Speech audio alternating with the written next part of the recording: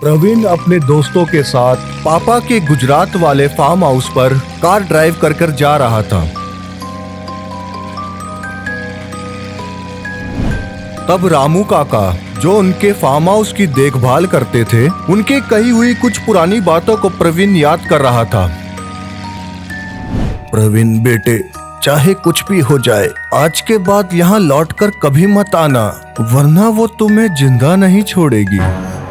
हाँ काका, मुझसे और मेरे दोस्तों से बहुत बड़ी गलती हो गई है। अब मैं यहाँ कभी नहीं आऊँगा।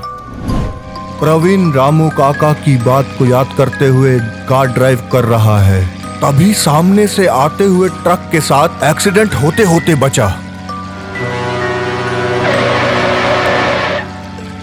प्रवीण, अरे कहाँ खोया हुआ है? अरे भाई ठीक से गाड़ी चला, वरना खुद भी मरेगा और हमें भी मरवाएगा।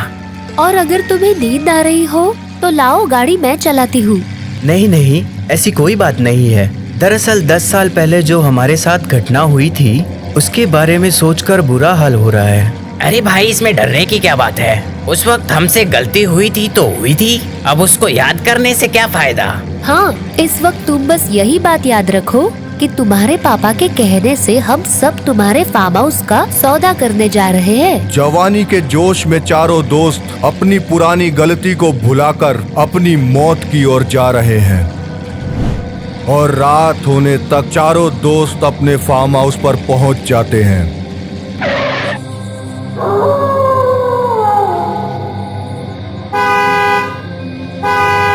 रामू काका, अरे ओ रामू काका, दरवाजा खोलिए। आवाज सुनकर रामू काका आते हैं, मगर प्रवीण को देखकर उनके होश उड़ जाते हैं। छोटे मालिक, मैंने आपको यहाँ आने से मना किया था, फिर भी आप यहाँ क्यों आए? पहले दरवाजा तो खोलिए काका, फिर अंदर चलकर बात करते हैं। मालिक, आपकी जान खतरे में है, वो आपको मार डालेगी।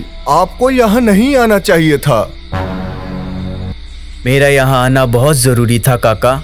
दरअसल मैं यहाँ अपने पापा के कहने से ये फार्म हाउस बेचने आया हूँ। क्या करूँ, कुछ समझ नहीं आ रहा कि अब मैं तुम लोगों की जान कैसे बचाऊंगा। आने वाले खतरे को रामू काका ने अच्छे से भांप लिया है।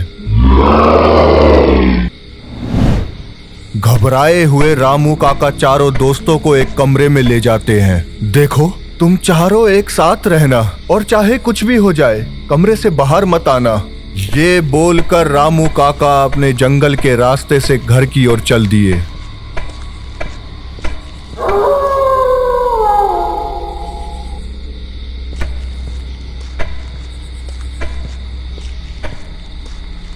रास्ते में उन्हें एक घूंघट तानी हुई एक औरत दिखाई दी।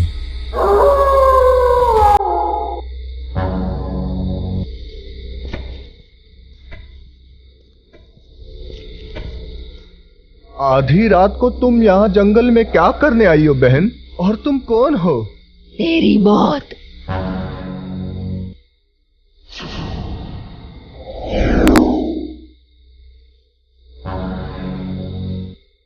तेरी वजह से ही मैं उन तीनों दरिंदों से बदला नहीं ले पाई, इसलिए मेरी आत्मा भटक रही है। अब वो तीनों मेरे इलाके में आ गए हैं। अब मैं तुझे और वो तीनों को जिंदा नहीं छोड़ूंगी। और फिर चुड़ैल रामू काका को मार देती है।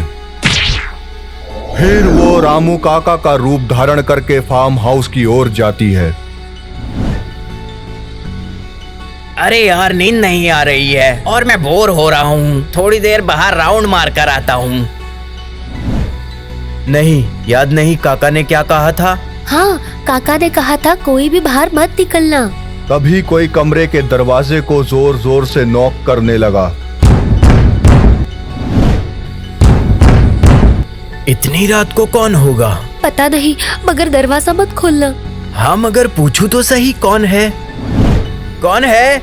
अरे बेटे, मैं रामू काका हूँ, दरवाजा खोलो। रामू काका की आवाज सुनकर प्रवीण दरवाजा खोलता है। रामू काका, आप इस वक्त यहाँ? दरअसल तुम्हें मिलने कोई आया है, बाहर आओ, मैं तुम्हें उनसे मिलवाता हूँ। ठीक है काका, मैं थोड़ी देर में आता हूँ। प्रताप, मैं आऊँ तब तक तुम मेहमान से थोड़ी गपशप करो, जाओ। खतरे से अनजान प्रताप रामू काका के भेष में आई हुई चुड़ैल के साथ बाहर जाता है, मगर बाहर तो कोई नहीं है। उधर जंगल में घायल रामू काका की चंद सांसें बची हुई थी जो चल रही थी। थोड़ी सी हिम्मत करके रामू काका ने प्रवीण को फोन किया। हेलो बेटे, मैं रामू काका बोल रहा हूँ। बेटे, चुड़ैल ने मुझे इतना मारा है कि मेरा बचना मुश्किल है। बेटे, चुड़ैल मेरा रूप लेके तुम्हारे पास आई है। चाहे कुछ भी हो जाए, कमरे से बाहर मत निकलना, कमरे से बाहर मत निकलना बेटे। ये सुनकर प्रवीण के होश उड़ जाते हैं। हे भगवान, क्या करूं? बाहर किसी को ना पाकर प्रताप कहता है, काका, आपने तो कहा था यहाँ कोई आया है, मगर यहाँ तो कोई नहीं आया है। ठीक से देखो, तुमसे मिलने तुम्हारी मौत आई है। पहचाना मुझे? मैं वही राधा हूँ जिसे तुम तीनों ने अपनी हवस का शिकार बनाकर मार दिया था।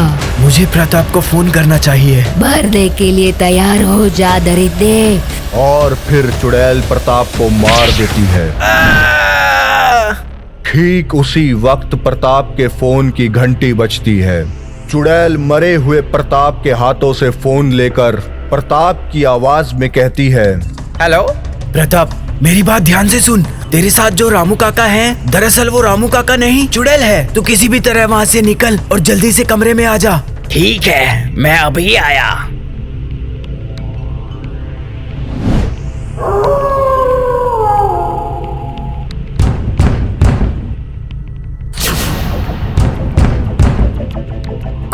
कौन?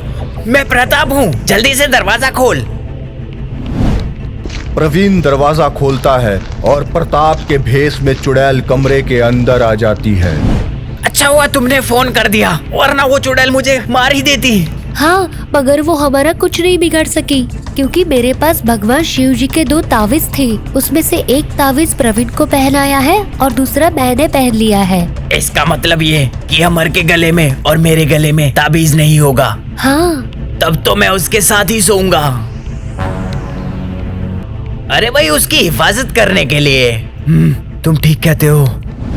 कुछ ही देर में सब सो जाते हैं। अमर के गले में शिवजी का ताबीज न होने के कारण उसे मारना अब चुड़ैल के लिए बिल्कुल आसान था। जैसे ही चुड़ैल अमर को मारने जाती है, तभी अमर की आंख खुल जाती है। बचाओ, बचाओ! अमर की आवाज सुनकर सब जाग जाते हैं। मुझे बचाओ प्रवीण, ये प्रताप नहीं, ये चुड़ैल ही है। हाँ, मैं चुड़ैल ही हूँ, मगर मुझे चुड़ैल बनाने वाले तुम ही लोग हो। तुम तीनों के कारण ही मेरी मौत हुई थी। अब मैं तुम्हें जिंदा नहीं छोड़ूंगी। और फिर चुड़ैल अमर को मार देती है। अमर को मारकर चुड़ैल प्रवीण की ओर आगे बढ़ती है, मगर प्रवीण के गले में पहने हुए शिवजी के ताबीज के कारण वो प्रवीण को नहीं मार सकती। शिवजी के ताबीज के कारण अभी तो बच गया है तू, मगर कब तक बचेगा?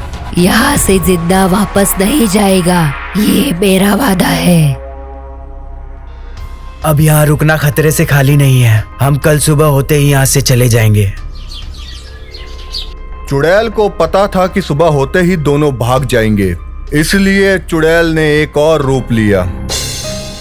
देखती हूँ बच के कैसे जाते हैं।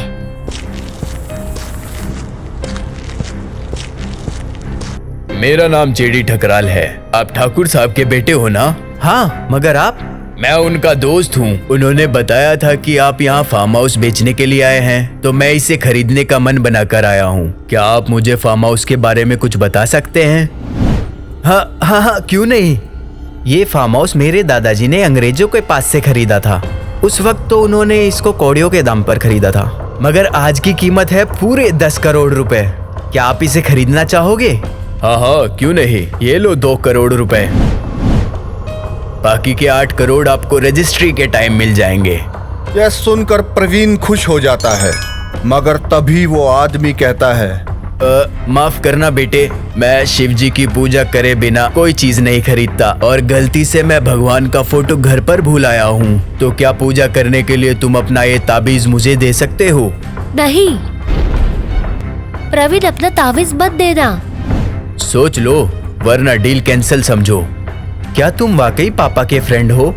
अगर तुम्हें मुझ पर यकीन नहीं है तो लो, तुम्हारे पापा से वीडियो कॉल पर बात कर लो। ठकराल अपने फोन से वीडियो कॉल करता है। ठाकुर साहब, लीजिए अपने बेटे से बात कीजिए। नमस्ते पापा। नमस्ते बेटे। पापा, ये ठकराल साहब। हाँ बेटे, ठकराल साहब मेरे परम मित्र हैं, वो जैसा कहे वैसा ही करना। ठीक है पापा। पूजा के लिए गले से प्रवीण शिवजी का ताबीज निकालकर ठकराल साहब को देता है। ये लीजिए ठकराल साहब, इसे यहाँ रख दो। ताबीज के रखते ही चुड़ैल अपने असली रूप में आ जाती है। मैंने कहा था ना, मैं तुझे जिंदा नहीं छोड़ूंगी। धोखा?